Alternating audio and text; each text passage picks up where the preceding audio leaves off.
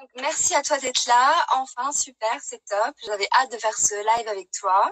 Et t'es arrivé super vite, donc super et merci. Je voulais juste faire une petite parenthèse pour les personnes qui nous regardent, juste une petite parenthèse avant de commencer ce live.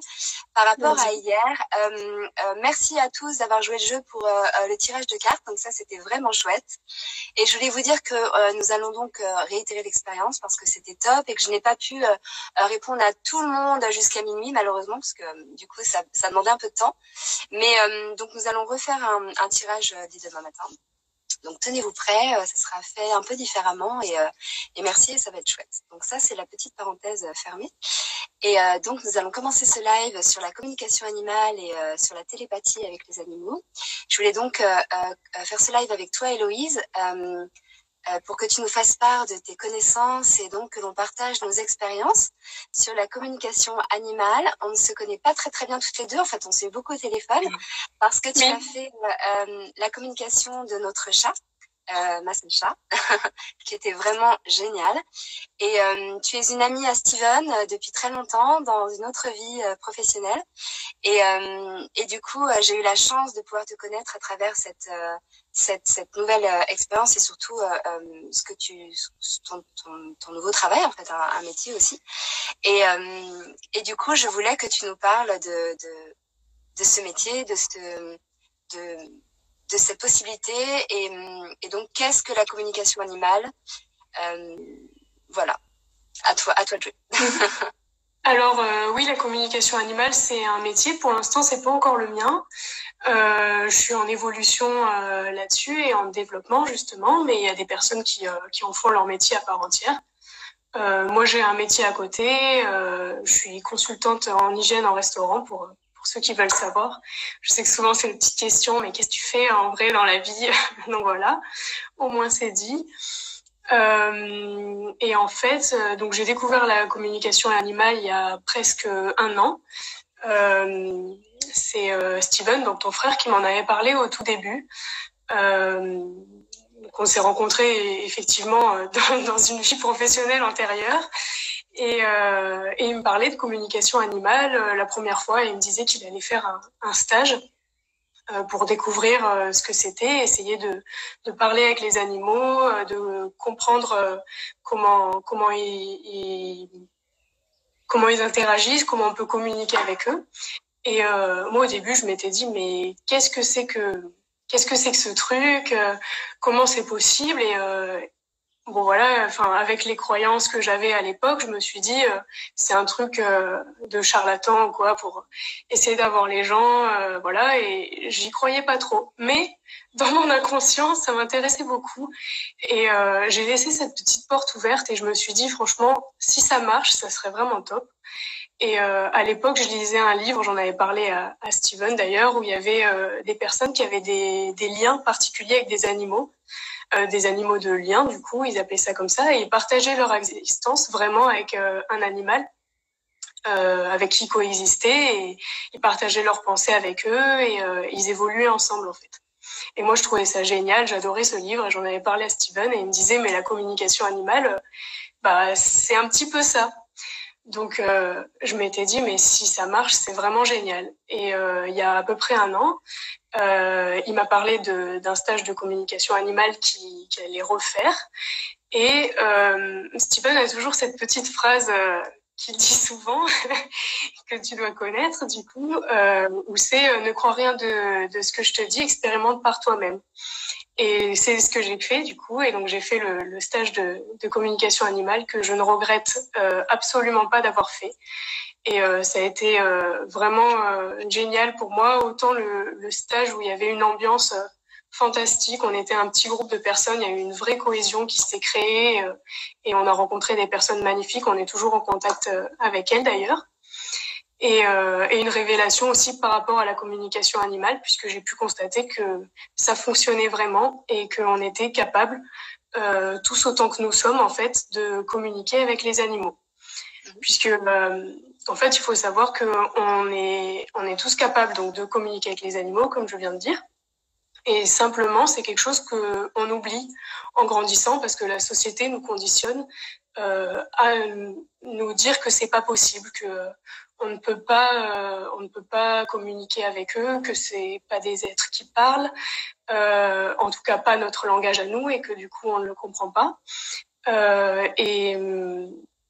Et voilà, on se coupe en fait de tout ça parce qu'on nous dit que c'est pas possible, et c'est la même chose avec notre intuition.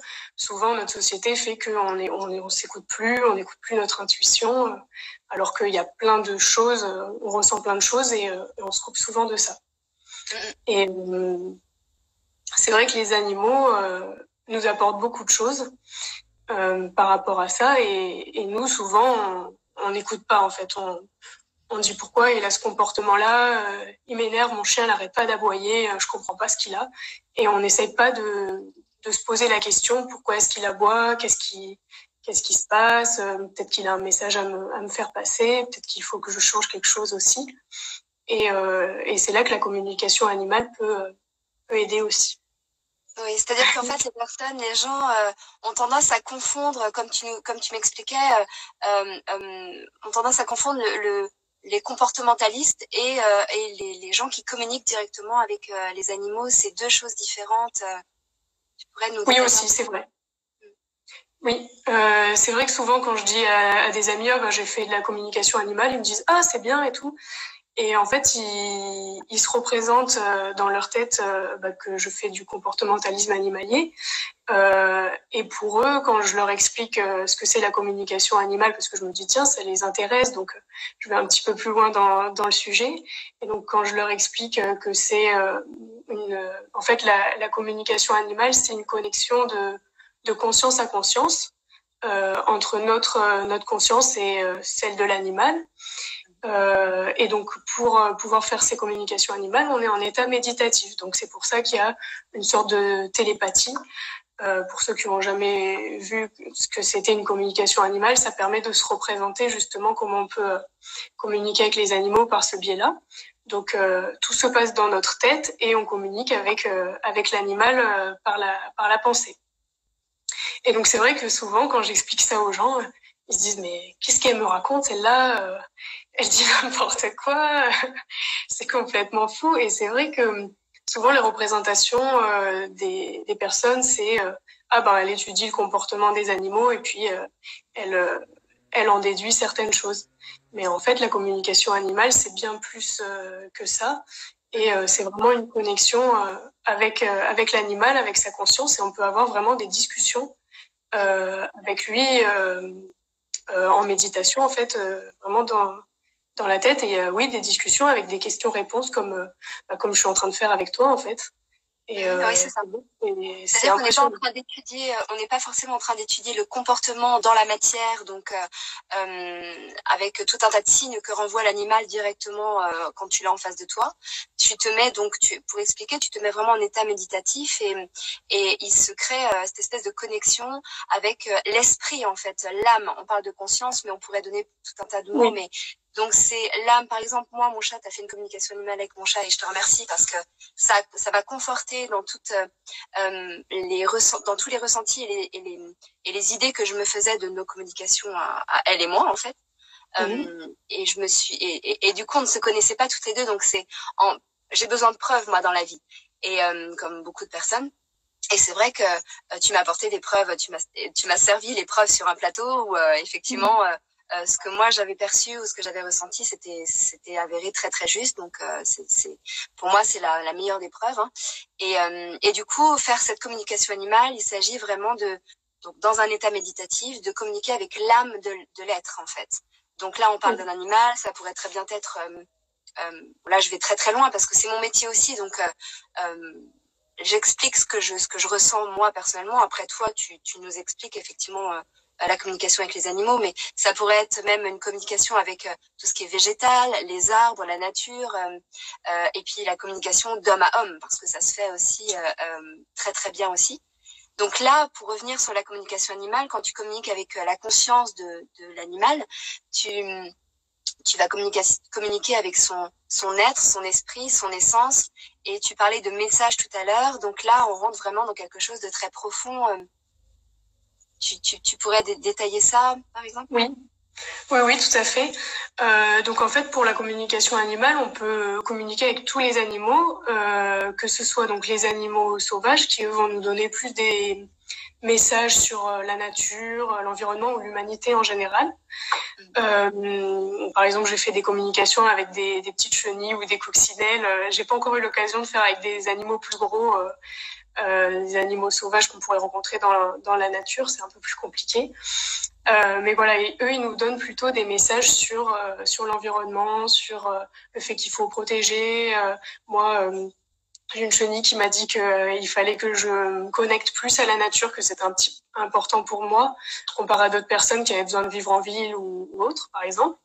Et après, on peut faire des communications animales avec les animaux domestiques, qui eux ont un lien donc avec les humains, et qui ont une mission envers eux en fait, puisque les animaux domestiques, c'est en quelque sorte des guides pour nous, et ils ont une mission de nous aider à évoluer dans le bon sens et à se défaire de nos croyances négatives, des barrières qu'on s'est construites.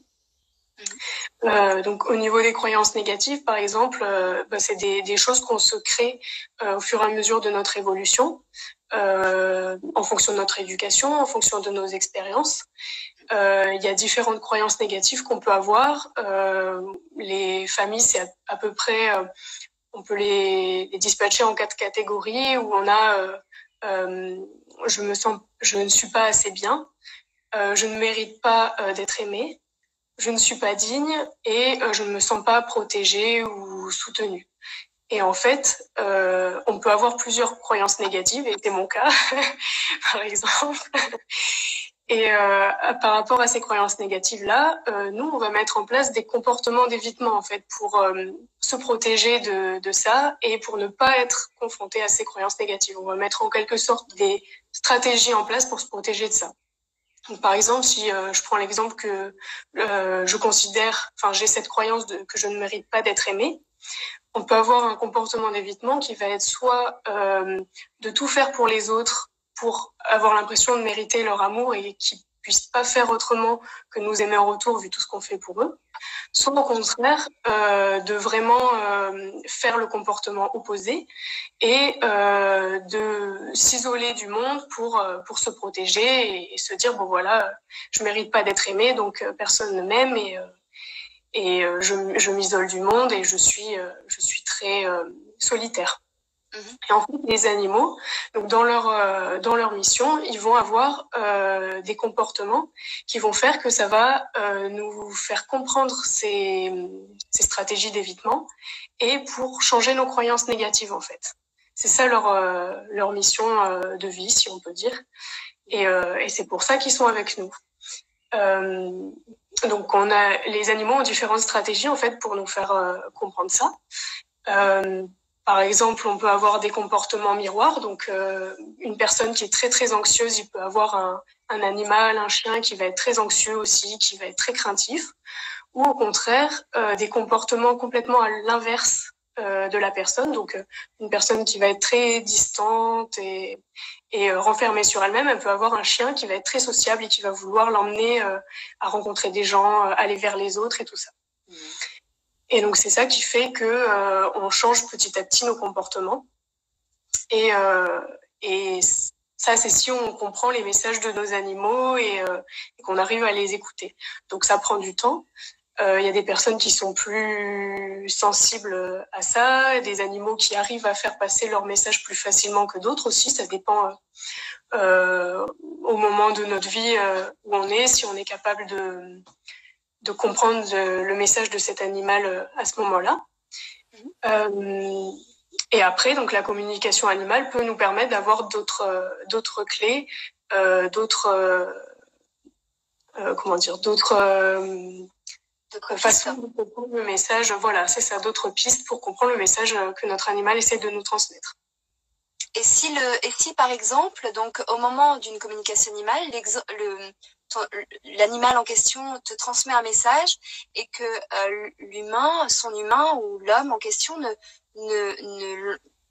n'intègre pas ce message et du coup ne va pas dans le sens du message de l'animal et de sa mission, qu'est-ce qui se passe pour l'animal du coup?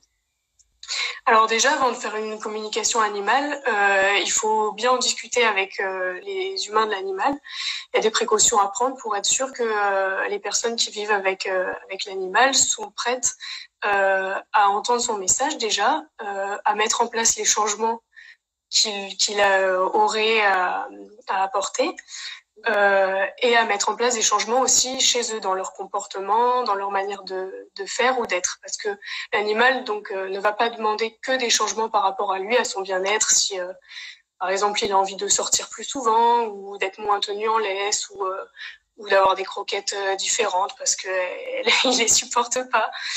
Donc ça peut être des messages qu'il va avoir pour lui-même, mais souvent c'est des messages beaucoup plus profonds qu'il va avoir pour son humain ou ses humains, parce qu'il y a certains animaux qui sont liés à plusieurs humains en même temps. Et du coup, donc il faut être sûr que toutes les personnes du foyer sont d'accord pour faire cette communication animale et qu'ils sont prêts à mettre en place des changements dans leur vie, dans leur manière de fonctionner. Par rapport à ce que leur animal va leur apporter comme information. D'accord. Ok. Chouette. Et si l'humain est pas prêt à entendre le message, souvent l'animal le sait et du coup il ne dit pas le message tout de suite. C'est ce qui s'est passé avec mon chat quand j'ai fait le stage de communication animale. Je suis allée faire le stage toute seule. Parce que moi j'avais vraiment très envie de le faire. Mon mari était très intéressé par la communication animale, mais il avait un petit peu peur de ce que ça allait révéler. Et d'ailleurs, quand la communicatrice animale qui a animé le stage, donc c'est Chloé, a fait la communication avec mon chat, elle m'a transmis des messages et le chat disait plein de messages pour moi et il disait qu'il donnerait des messages à mon mari plus tard parce qu'il n'était pas encore prêt à les entendre. Ah, c'est ça.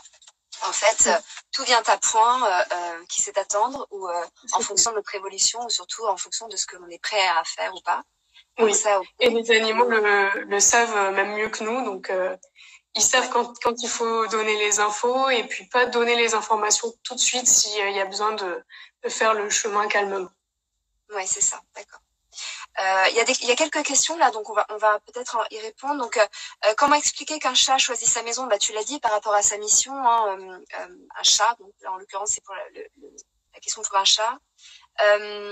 Pareil, donc il y a une personne qui dit que cela fait 3 chats qui nous ont choisis, ils appartiennent aux voisins. Oups, est-ce un hasard? Bah du coup, peut-être pas. Du coup, hein, pas de hasard. En fait, tous les animaux qui rentrent en lien avec nous, que ce soit nos animaux à nous personnellement ou les animaux des voisins ou des animaux sauvages, c'est des animaux qui ont quelque chose à nous transmettre, une information, un message à nous transmettre, et on peut être en lien avec plusieurs animaux puisqu'ils vont avoir peut-être différents messages par rapport à leur sensibilité à eux aussi, et différentes formes de le communiquer. Ouais. Donc c'est possible qu'il y ait plusieurs animaux, oui. Il y a une autre question, donc je vais revenir sur la réincarnation, mais là je voudrais répondre à Malik qui dit qu'il en déduit que chaque être sur Terre a une mission. Très certainement, en tout cas, personnellement, je pense, et je sais, du coup, parce que de par mes expérimentations et mes expériences, que chaque être sur Terre est en lien avec les uns et les autres, de toute façon. Donc, et je pense surtout qu'on peut parler de mission, oui, pour certains, mais surtout d'expérience. Donc là, on était sur les animaux qui ont une mission avec leurs humains parce que ils sont peut-être aussi faits pour ça et créés pour ça. Nous-mêmes, en tant qu'humains, on a des missions. On en reviendra dans d'autres vidéos, mais justement, j'ai compris beaucoup de choses et une mission, surtout d'être connecté à nous-mêmes et surtout d'avancer dans nos expériences. Donc oui, en tout cas, on a des choses à faire et des expériences à mener. Et justement, pour parler de la réincarnation, il y avait une question concernant l'âme des animaux. Selon toi, est-ce que tu sais à tout hasard ou pas si donc les animaux se réincarnent, et si oui, est-ce qu'il y a un ordre? Est-ce qu'ils se réincarnent en animal ou en plante ou en humain? Est-ce que toi, tu as ces connaisses-là par ton Alors, j'ai stage? pas ces connaissances-là, j'ai une croyance là-dessus, mais bon, après, c'est personnel, donc ça vaut ce que ça vaut. En fait, je pense que les consciences, que ce soit animal, humain, etc., s'incarnent dans un être pour une raison particulière, en fait. Et donc, justement, c'était ce qu'on parlait avec les missions. La conscience, ou l'âme de l'animal s'incarne dans cet animal domestique, par exemple, parce que il a un message à transmettre à un humain en particulier. Et même si on a l'impression d'avoir choisi notre animal, qu'on est allé le chercher, voilà, qu'on a pris un petit chaton, par exemple, et c'est nous qui l'avons choisi, en réalité, c'est lui qui nous a choisis et on a été plus ou moins appelé à aller le chercher à cet endroit-là. Et c'est pour ça que des fois, il y a des personnes qui ont du mal à trouver un animal en particulier, parce que quand ils vont dans l'animalerie ou quand ils vont dans une association pour récupérer un animal, il n'y a pas l'animal dont ils ont besoin à ce moment-là. Oui. Et donc, en fait, oui, il y a une conscience qui fait que la conscience de l'animal va s'incarner dans cet animal-là parce qu'il a une mission particulière. Après, pour ce qui est de la réincarnation, je pense qu'il n'y a pas de hiérarchie entre les plantes, les minéraux, les humains ou les animaux. Je pense vraiment que ça dépend de l'évolution de la conscience et de l'âme à la fin de sa vie physique, on va dire. Et après, elle évolue en fonction de ce dont elle a besoin aussi, et puis de l'évolution de sa mission. Oui, tout à fait. Je partage donc ce que tu dis. Je pense effectivement que l'incarnation va dépendre de ce qu'elle a déjà expérimenté, cette conscience. Et du coup, cela varie, peu importe, il n'y a pas de hiérarchie. Ça, je pense aussi. Et d'où l'intérêt de l'expérience, en fait. C'est ça qui rend les choses très intéressantes. Oui. Quand tu sais justement que une conscience peut même se fractionner et peut être incarnée sur plusieurs plans et dans différents corps. Donc ça, c'est très intéressant. Tu peux très bien être en même temps un animal, un végétal et un être humain. Donc ça, c'est assez intéressant de savoir ça, de connaître ça. Il y a une question aussi par rapport à... Alors attends, je remonte un peu. Cette communication est-elle similaire à celle entre âme d'humain à humain, selon toi, Héloïse? Alors, j'ai jamais fait de communication d'humain à humain, donc je pourrais pas dire. Par contre, c'est vrai que quand je fais des communications avec les animaux, comme je le disais, j'ai vraiment une conversation avec eux, comme je peux l'avoir en face à face avec un être humain. En télépathie, je sais pas, puisque du coup, je l'ai jamais fait encore. Mais il y a vraiment une conversation. Et c'est vrai qu'au début, quand j'ai commencé la communication animale, j'avais plus des informations sur des couleurs qui correspondaient à des émotions ou des sons ou des images. Et en fait, au fur et à mesure de la pratique, en fait, comme toute pratique, plus on le fait, plus on s'entraîne et plus on a de messages intéressants. Plus on arrive à aller en profondeur dans les messages que les animaux peuvent nous transmettre et à capter des informations. Qu'est-ce que je disais? Tu développes tes capacités et du coup, là, maintenant, tu arrives à être en communication, à entendre des mots, des phrases. D'ailleurs, tu les écris. Et parce que c'est vrai que c'est très, très clair. C'est vraiment des phrases très claires. Je vois par rapport à mon expérience que tu nous as apporté par rapport à Sacha. Du coup, donc c'était vraiment très clair et c'est une réelle communication avec des phrases très claires et très posées. D'ailleurs, on ne se connaissait pas et tu dis des noms, tu donnes des prénoms. Donc c'est génial, j'en ai des frissons, mais c'est top de pouvoir être autant en symbiose du coup avec son animal après par la suite. Mais c'est vrai que suivant les communications qu'on peut avoir, on a des informations toujours très très justes. Et depuis que j'ai commencé, je suis toujours plus impressionnée par les informations qu'on peut avoir dans la communication animale. Et il y a des choses qu'on peut capter qui sont très personnelles sur les humains, des animaux avec qui on communique. C'est pour ça que c'est important de justement bien en parler avec les humains avant de commencer à faire les communications animales, parce qu'il faut qu'ils soient prêts aussi à entendre des choses sur eux qui sont très personnelles et qui des fois n'ont jamais été partagées avec des personnes extérieures.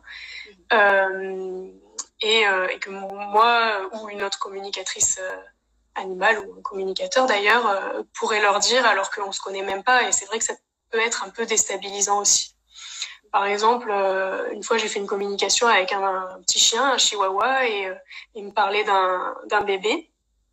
Et il me disait que le bébé allait apporter beaucoup au couple et qu'il était très content qu'ils aient ce bébé.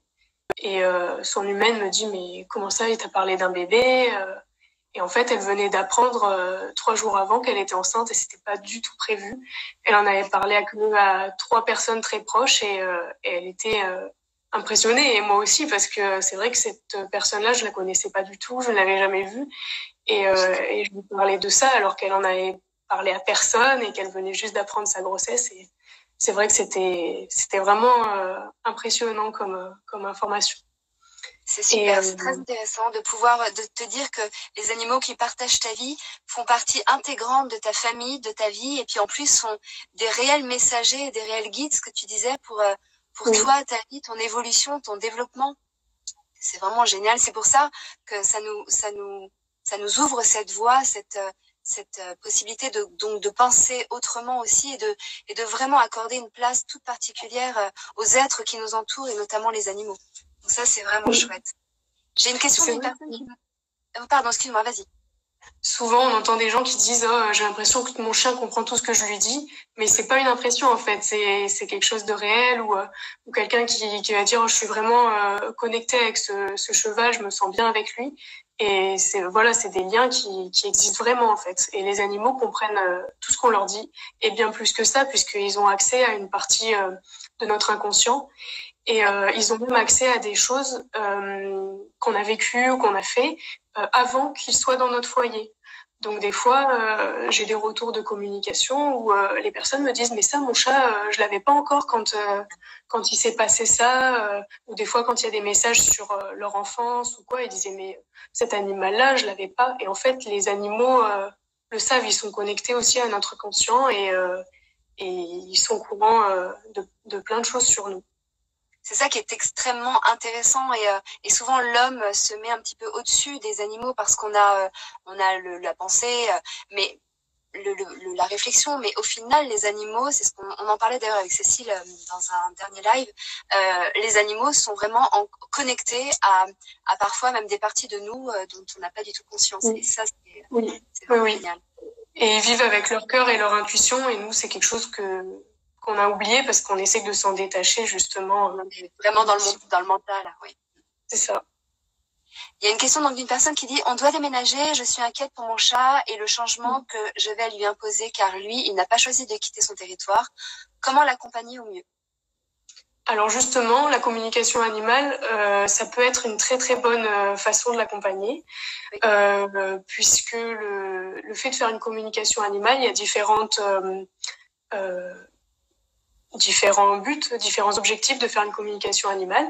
Il peut y avoir justement d'annoncer à votre animal qu'il y a un changement dans votre foyer ou dans vos habitudes, donc par exemple un déménagement ou un départ en vacances, ou si vous allez avoir un bébé par exemple bientôt, ou accueillir un nouvel animal. C'est quelque chose qui va changer dans son territoire et qui peut être important de lui parler, de lui partager avant pour qu'il puisse se préparer lui aussi. C'est vrai que nous, on aime bien, quand il se passe quelque chose dans notre vie, pouvoir se préparer psychologiquement à ce changement, et les animaux, au final, c'est pareil. Donc, c'est vrai que de pouvoir faire une communication à votre chat ou à votre chien, qu'il va y avoir tel ou tel changement, ça peut être très important. Et c'est vrai que des fois, on a des animaux qui vont mal réagir, par exemple à l'arrivée d'un bébé, parce qu'ils vont pas comprendre ce qui se passe, pourquoi il y a ce petit être qui se met à crier tout le temps, qui sent mauvais de temps en temps, et qui prend beaucoup de place, et du coup c'est bien d'expliquer aussi à l'animal qu'il va y avoir des changements. Et un déménagement, effectivement, c'est un gros changement pour l'animal, mais ça peut très très bien se passer. Effectivement, et en l'accompagnant, en faisant une communication animale, ça peut être très très bien. Bien sûr. Vas-y, pardon. Et après, on peut aussi faire des communications animales, soit pour transmettre un message à son animal, ou lui demander son avis sur quelque chose. Par exemple, moi, j'avais demandé à mon chat quand on était parti en voyage de noces s'il préférait rester à la maison parce qu'on venait de déménager justement. S'il préférait rester à la maison et qu'il y ait une personne qui vienne surveiller qu'il allait bien et le nourrir de temps en temps, ou s'il préférait qu'on le mette en pension quelque part ou chez quelqu'un où il serait tout le temps avec quelqu'un. Et il nous avait dit surtout pas, je viens de déménager, j'ai déjà eu beaucoup de changements et je veux être chez moi, pouvoir être tranquille. Donc justement, on l'avait laissé à la maison et puis quelqu'un était venu s'en occuper. C'est génial. Donc, ça apparaît vraiment, la communication animale apparaît vraiment comme une solution pour faire au mieux pour le membre de cette famille, en fait, finalement, parce que il s'agit vraiment de considérer son animal comme un membre de la famille. Donc, au même titre que on prévient les membres de la famille quand il va y avoir un changement, évidemment, on va faire de même pour son animal. Et c'est ce que je t'avais demandé d'ailleurs dans notre communication animale avec Sacha, où je t'avais demandé s'il était possible de la prévenir, même si du coup je lui disais tous les jours, et la prévenir que nous-mêmes nous allions déménager. Et c'est drôle parce que la réponse était ah oui, je me doutais bien qu'il y avait un changement et du coup c'est chouette, j'aime bien cet endroit, ça me plaît beaucoup. Donc c'est génial, ça confirme bien. Et puis pour répondre aussi à la question de cette personne, ton animal il est venu là pour une bonne raison et il est avec toi et on peut imaginer que s'il a accès à certaines informations de ton inconscient, eh bien, il a accès à peu près l'ensemble de ta vie, non? Je sais pas, qu'est-ce que t'en penses, Héloïse? Donc, il est OK avec ça? Oui, et puis si on déménage, c'est souvent qu'il y a une bonne raison, que on a besoin de déménager parce qu'on se sentira mieux dans le prochain endroit ou qu'on a un projet professionnel, par exemple, de changement et du coup qui nécessite un déménagement ou d'agrandissement et du coup on a besoin d'une maison plus grande, je sais pas. Et c'est vrai que du coup l'animal, comme il est là aussi pour nous accompagner, il comprend aussi ce changement. Mais c'est vrai que comme les animaux ont leur territoire et leurs habitudes, comme tu disais, comme tout membre du foyer, c'est bien de lui expliquer, comme on va expliquer à ses enfants qu'on va déménager, qu'ils vont changer d'école et ce genre de changement. Voilà, pour l'animal, c'est important aussi de lui expliquer. Ok, top. Super, donc pour les questions pour l'instant c'est tout. Attends, je regarde. Ah bah si, en fait il y en a plein. Ah, excuse-moi. Alors pas de communication, parce que je m'étais arrêté une question. Donc apparemment quelqu'un Fouad se régale avec cette interview. Bah oui, donc Fouad c'est mon compagnon et forcément la communication qui a été faite avec Sacha était aussi tournée vers lui et chaque membre de la famille. Donc c'est vraiment top. Donc, Malik qui dit donc quand je médite et qu'elle vient se coller à moi, c'est pour m'encourager. Y a-t-il une différence de communication entre les chats, les chiens, les furets, les perroquets, de messages, pardon. Il a dit pas de communication, mais y a-t-il des différents Est-ce que tu retrouves des messages différents suivant le type d'animal avec lesquels tu es en communication? Non, j'ai pas vu de différence en fonction des animaux. Après, c'est plutôt des différences par rapport à leurs humains et au caractère de l'animal, au caractère propre de l'animal. Par exemple, on peut des fois sentir s'il y a des animaux qui sont très très dynamiques, très joueurs et tout ça. Ils vont être très agités pendant la communication. Ils vont bouger partout parce que c'est un dialogue, mais on voit l'animal aussi en fait. Il s'approche de nous, il vient vraiment communiquer avec nous. On peut interagir avec lui. Des fois, il vient jouer avec nous. Il va nous demander de lui lancer une balle, un bâton, lui faire des caresses. Donc, vraiment, il y a une interaction. Donc, on peut voir le comportement de l'animal. Des fois, on voit des animaux très très calmes, très zen, très très posés. Une fois, j'avais eu un chien qui était un petit peu à la cool, limite rasta, très très très zen, voilà. Et une autre fois, j'avais eu un chat qui était très prince. Il se prenait pour un empereur et il marchait vraiment très très classe avec un port altier et tout ça. Et c'est vrai quand j'en avais parlé à son humaine, elle me dit ah mais oui c'est lui, il est comme ça. Et c'est vrai qu'on ressent vraiment les caractères des animaux quand on fait les communications avec eux. Mais après, que ce soit un perroquet, un chien, un chat, un cheval, j'ai pas vu de différence là-dessus. Par contre, oui, il va y avoir des différences au niveau des messages aussi qu'ils ont à transmettre à leurs humains, justement, en fonction du vécu de la personne, en fonction de la mission que l'animal a avec cette personne-là. D'accord. Une autre question d'une personne qui demande si tu consommes des produits d'origine animale. Oui. Pour moi, il n'y a pas forcément de lien entre le véganisme ou le végétarisme et la communication animale. Après, je limite ma consommation de viande et j'essaie de faire attention là-dessus. Mais pour moi, c'est pas dans mon choix de vie pour l'instant de devenir végane. Très bien. C'est vrai que donc moi je suis végétarienne à tendance végane. Je respecte tout à fait les personnes qui consomment de la viande et je pense que à partir du moment où toi tu as ces prises de conscience avec les animaux, tu manges en conscience. Donc comme tu viens de le dire, tu choisis et j'imagine de manger, de mettre dans ton corps par exemple du coup de la viande qui est en adéquation avec tes ressentis et on sait que tout est vibration donc on sait aussi que la viande vibre au niveau des fréquences. Donc, on va pas faire l'apologie du végétarisme ici, ou du végétalisme, ou du véganisme. Donc, je pense que c'est vraiment une question je vais répondre du coup, moi aussi de mon côté. Je pense que c'est vraiment une question d'avoir conscience de ce que l'on fait et comment et pourquoi et dans le respect de tout être vivant parce qu'on peut parler des animaux mais on peut aussi également parler des végétaux. Par exemple, moi qui suis végétarienne et à tendance végane, parce que de plus en plus, quand je pose la main sur un arbre, j'ai tendance à ressentir des sensations qui sont proches de l'être humain. Donc à ce moment-là, tu vois, il faut vraiment faire les choses en conscience. Donc voilà, c'était pour répondre aussi de mon côté à cette question. Merci Loïse. Il y en a d'autres. Attends. Du coup, comment se déroule une séance? C'est une très bonne question. Comment se déroule une séance avec un chat assez craintif lorsqu'il ne connaît pas? J'imagine que cela va être compliqué. Alors oui, ça peut dépendre des animaux. J'ai déjà fait des communications avec des chats assez craintifs. Alors au début, donc déjà pour commencer, avant de faire la communication animale, je fais 5 minutes de cohérence cardiaque. Donc pour ceux qui connaissent pas la cohérence cardiaque, c'est une technique de respiration où on respire et on inspire et on expire selon un rythme particulier.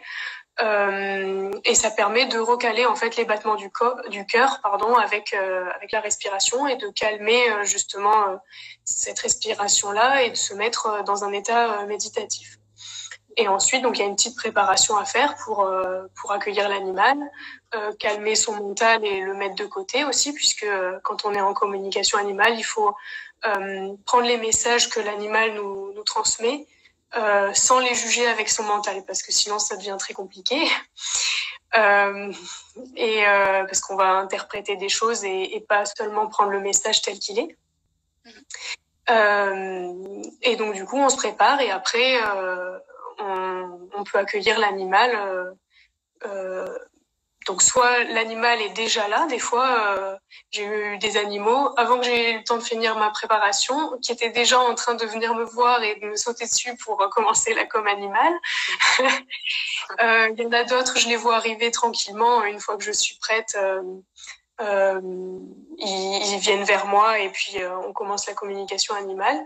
Il y en a qui sont déjà là et qui m'attendent donc que j'arrive. Ils sont là au milieu de la plage parce que je me représente une plage avec une forêt en fait pour pouvoir accueillir les animaux. Donc voilà, souvent les animaux sont déjà là et puis si c'est des animaux un peu craintifs, des fois je vais les attendre un petit peu et puis ils vont arriver tranquillement, ils vont regarder, se demander s'il y a un danger et du coup à ce moment-là on va se présenter, je vais leur dire voilà que je m'appelle Héloïse, que je fais de la communication animale et que je suis là parce que leur humain avec le prénom de la personne par exemple m'a demandé de communiquer avec eux pour telle et telle raison et du coup là l'animal ça va le rassurer et s'il a envie de parler il va venir parler. Encore une fois, c'est une communication, donc si l'animal n'est pas prêt à transmettre son message, il le fera pas en fait. une fois, j'ai fait une communication avec un petit chat qui était très craintif et qui n'était pas encore prêt à transmettre son message. Et pendant toute la communication animale, j'avais le prénom de l'autre chat de la famille qui me venait instinctivement. Et je me disais, mais pourquoi est-ce que j'arrive pas à me concentrer sur cette communication? J'avais toujours le prénom de l'autre chat qui venait. Et je me disais, mais tu te trompes, c'est avec l'autre que tu dois communiquer. Et en fait, comme il y en avait un qui était pas prêt à communiquer, le deuxième chat de la famille avait accaparé la com parce que lui, j'avais plein de choses à dire. Et, et il s'était plus ou moins fait passer pour l'autre parce qu'il avait vu que ça me gênait et qu'à chaque fois, j'essayais de l'appeler avec le prénom de l'autre chat. Et en fait, son humaine m'avait dit, mais là, la communication, je reconnais très très bien mon nom de chat, mais c'est pas le chat avec lequel on était censé faire la com à la base. Et donc effectivement, ouais, l'autre chat n'était pas prêt à communiquer tout de suite, donc on refera une communication plus tard sûrement. Mais ouais, l'autre animal a vraiment accaparé la communication. Marrant. Très drôle. Ouais, et du coup, donc, comment ça se passe avec un animal agressif? J'ai jamais fait avec un animal agressif. Une fois, j'étais en communication avec un chat et je voyais une espèce de tornade une tornade noire qui venait tout autour et qui m'empêchait d'avoir des informations avec le chat et c'était un peu compliqué. J'ai dû faire une pause, revenir dans la communication plus tard. Et en fait, je voyais cette tornade noire comme si c'était quelque chose de vivant et je me demandais un petit peu ce que c'était. Et quand j'en ai parlé à l'humaine de l'animal après, du petit chat, elle m'a dit, ah, mais c'est mon chien, il est très, très énergique et tout ça. Et en fait, elle m'avait pas dit qu'il y avait un chien dans le foyer. Et donc, je m'y attendais pas. Et en fait, j'avais le chien qui est très, très dynamique, très, très joueur et tout ça, très présent, qui venait pendant la com et qui avait envie de parler lui aussi, en fait. D'accord, ok. Donc, il intervenait et c'est drôle. Et ça gênait le chat à ce moment-là ou pas? Il m'a dit après dans la com que il avait besoin de tranquillité et que le chien était très présent. Mais pour la com, en fait, c'était plus moi qui avais du mal à capter le message du chat parce qu'il y avait cette tornade qui lui tournait autour, en fait. Super. Je lis en même temps les questions. Hein. Ok. Du coup, il n'y en a plus. Je voulais juste revenir sur un point par rapport aux objectifs qu'on peut avoir quand on fait une communication animale. Donc, j'avais abordé 2 points. C'était demander à l'animal son avis ou s'il a des messages à nous transmettre sur un sujet en particulier. Donc, il y avait lui annoncer quelque chose, donc un changement dans son environnement, par exemple. Il y a aussi comprendre des comportements qu'il peut avoir. Des comportements qu'on trouve inadaptés ou gênants, comme un animal qui peut faire pipi dans l'appartement ou être très glouton ou faire ses griffes sur le canapé, des choses comme ça.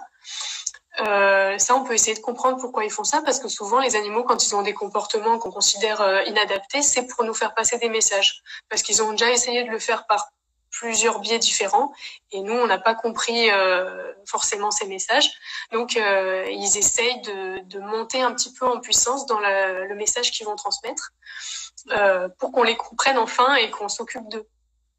Voilà, donc il y a ça et donc on peut comprendre pourquoi l'animal a ce comportement-là et essayer de le régler aussi s'il y a besoin par rapport en faisant la communication animale ou lui expliquer qu'il n'a pas besoin de faire ça pour transmettre son message et du coup transmettre le message aux humains et puis que eux puissent faire les modifications nécessaires pour que l'animal se sente compris et qu'il puisse abandonner ce comportement-là qui était là pour les faire réagir en fait. Donc si la réaction est arrivée, l'animal n'a plus besoin de faire ce comportement-là.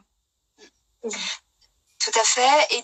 Et du coup, pour revenir sur deux, trois questions là, des personnes demandent si tu es en état modifié de conscience quand tu fais cette communication.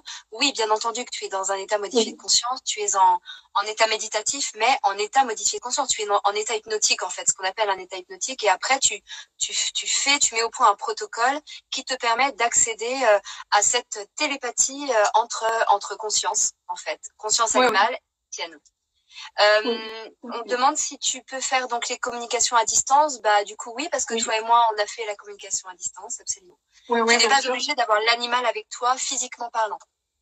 Non, la majorité des communications animales que j'ai faites, c'était à distance, puisque les consciences n'ont pas de limite, donc du coup, on peut tout à fait faire des communications à distance. En fait, pour ça, il faut avoir quelques informations sur l'animal, sur les personnes qui vivent avec lui, s'il y a d'autres animaux dans le foyer, et surtout avoir une photo de l'animal, une photo complète, et où on voit bien ses yeux, pour pouvoir communiquer avec lui.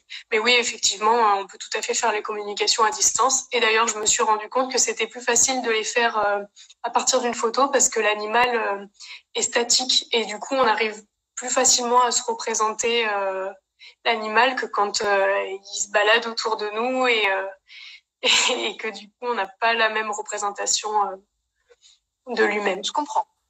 Voilà. Et la connexion se fait surtout avec les yeux, donc c'est très important de bien voir les yeux de l'animal sur la photo.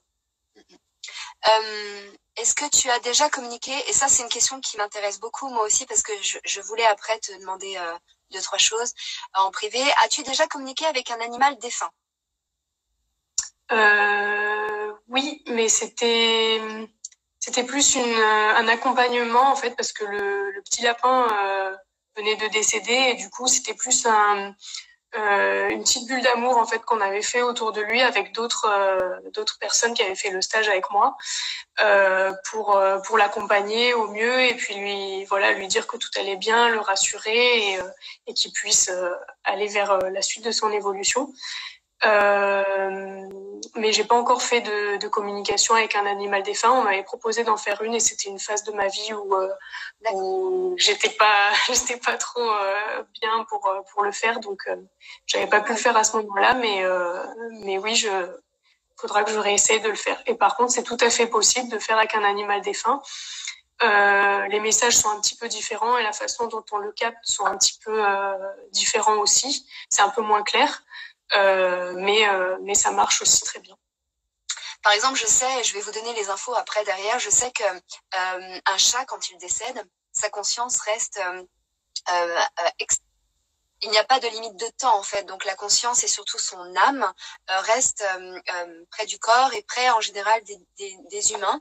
Donc ça, je vous donnerai les infos à la fin du direct parce qu'il y a une communication, enfin il y a des informations à savoir sur le chat qui sont très très intéressantes. Mais je voulais justement te demander s'il serait possible d'avoir des infos par rapport à un petit chat dans le coin que l'on a et qu'on l'a plus retrouvé. On pense qu'il est décédé, mais on n'est pas sûr. On voudrait juste savoir si tout va bien pour lui ou pas. Donc, ce serait intéressant justement de faire le test. Quand on a des animaux, par exemple, qui se perdent, ils sont perdus et on aimerait. Je crois que d'ailleurs, tu as expérimenté ça, des animaux qui sont perdus et du coup, leur humain les cherche et on ne sait pas du tout où ils sont. Les humains sont très inquiets et on veut avoir des nouvelles. Et donc, la communication animale peut être une bonne solution pour ça. Oui, on peut tout à fait contacter donc des animaux qui se sont enfuis ou qui se sont perdus. On ne pourra pas les retrouver avec ce biais-là. En tout cas, moi, je sais pas le faire parce que l'animal, du coup, va peut-être nous transmettre des choses sur l'endroit où il est, mais ça sera juste visuel, donc on peut pas le retrouver comme ça, sauf s'il y a vraiment quelque chose de très visuel qui parle à l'humain en question. Mais sinon, si on le voit à côté d'une porte de maison ou à côté d'un arbre, ça sera difficile de le retrouver. Par contre, on peut transmettre le message à l'animal en lui disant voilà que son humain est inquiet, qu'il aimerait bien qu'il rentre, que ça lui ferait du bien aussi, que ça le rassurait qu'il rentre et puis voilà, lui demander quel était son message parce que souvent les animaux en fait quand ils disparaissent, c'est aussi pour transmettre un message en fait, pour faire réagir leur humain ou pour leur faire comprendre quelque chose par rapport à leur évolution. Et donc, il y a aussi un but et un message derrière. Et c'est vrai que moi, j'avais fait une communication avec mon chat qui avait disparu quand je venais juste de déménager. C'était avant que je fasse le stage de communication animale. Et puis Steven m'avait dit essaye de te connecter à lui au mieux que tu peux. Donc j'avais pas encore fait le stage, donc j'avais aucun retour de sa part. Mais je lui avais transmis le message que voilà, s'il m'entendait, voilà, je voulais lui dire que je l'aimais, que j'avais envie qu'il rentre à la maison, qu'il s'inquiète pas et tout ça, et que nous on était là, on restait à la maison, et je lui ai dit tu explores tant que tu veux, et quand t'es prêt tu rentres. Et je lui avais dit que parce qu'on habitait au premier étage et il avait sauté du balcon, donc je m'étais dit comment est-ce qu'il va faire pour remonter, parce que on venait de déménager, on savait pas du tout comment il pourrait rentrer. Et donc je lui avais dit que s'il m'entendait, qu'il vienne miauler dans le jardin des voisins qui était en dessous. Et c'est ce qu'il a fait dans la soirée. Il est revenu et on est en train de regarder la télé, et d'un coup on entend miauler et on regarde et c'était lui, il était dans le jardin des voisins, comme je lui avais indiqué, quoi. Et c'est vrai que c'était incroyable, et j'avais encore jamais fait le stage de communication animale, et c'est ça. Regardez, observez vos animaux, regardez-les, observez-les, essayez de ressentir, parlez-leur. Il n'y a même pas besoin de parler avec la bouche, les mots, parce que on peut juste communiquer par télépathie et entendre dans nos têtes parfois des messages nous-mêmes. Et puis si on a besoin de toi, et c'est sûr, parce que moi-même j'ai besoin de toi, Héloïse, on peut te contacter pour pouvoir justement faire une communication animale avec toi. Donc je vais laisser en commentaire toutes tes coordonnées pour que les gens puissent te contacter. On va du coup finir parce que avant qu'on soit coupé. Merci beaucoup en tout cas pour tout ça. Merci beaucoup pour toutes ces infos. Et c'était très important de faire ce live parce que je trouve que c'est une entrée en matière très importante pour avoir un autre regard sur le monde et sur les gens qui nous entourent. Les gens en général, les animaux font partie bien entendu. Et on aura l'occasion de refaire peut-être encore d'autres vidéos parce que c'est très intéressant comme sujet. Merci beaucoup à toi. On va noter toutes tes infos. Et puis, juste une petite parenthèse, comme je vous disais, si vous êtes intéressé pour avoir plus d'informations sur le chat en général, sa vie, son histoire, il y a les enquêtes, investigations de calogyrographasie, je vous les mettrai en commentaire. C'est des hypnoses régressives, des hypnothérapeutes et des télépathes se sont connectés aux consciences de l'animal, du chat, le chat, et vous apportent énormément d'informations, et ça vous montre quel être merveilleux est le chat. Et bien entendu, ça n'efface en rien les êtres merveilleux aussi, les autres animaux qui sont aussi tout aussi bien. Mais du coup, là, ils ont fait une enquête sur le chat qui était vraiment très intéressant. Je vous noterai en commentaire. Et pareil, donc la cohérence cardiaque, tu en parlais tout à l'heure, avec Steven, Connexion à soi, on en parle aussi beaucoup, on travaille avec. Vous avez l'application Respire Relax sur le téléphone que vous pouvez télécharger pour pouvoir justement vous aider à calmer le mental, calmer le corps, calmer l'esprit, et pour vous permettre justement d'entrer dans cet état un petit peu méditatif et vous aider voilà, dans votre quotidien. Merci beaucoup Héloïse, et tu veux rajouter quelque chose? Je voulais te remercier de m'avoir invité pour faire ce live parce que c'est une grande première pour moi, et je parle pas forcément beaucoup de la communication animale, même avec mon entourage, donc c'était une belle expérience pour moi. Et merci à tous de nous avoir écoutés, et j'espère que ça vous a appris des choses et peut-être ouvert des horizons que vous n'aviez pas soupçonnés. Bravo et merci, c'était top. Merci beaucoup, et puis à très bientôt du coup, et merci à tout le monde.